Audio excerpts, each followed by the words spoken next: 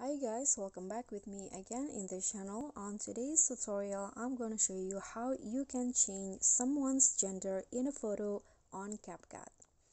So if you want to do some gender swap, you need to use a photo because it won't work on a video. And after you import the photo, you can just click on the photo and go to style. And in here, just swipe until you find the gender swap option. Okay, this one.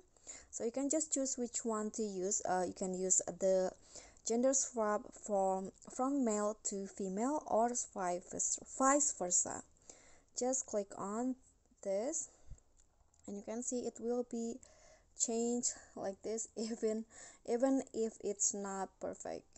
Okay, so just click on the check icon when you're done. And that's all from me. I hope this tutorial will be helpful, so don't forget to click thanks, like this video, comment, and also subscribe to this channel. Bye.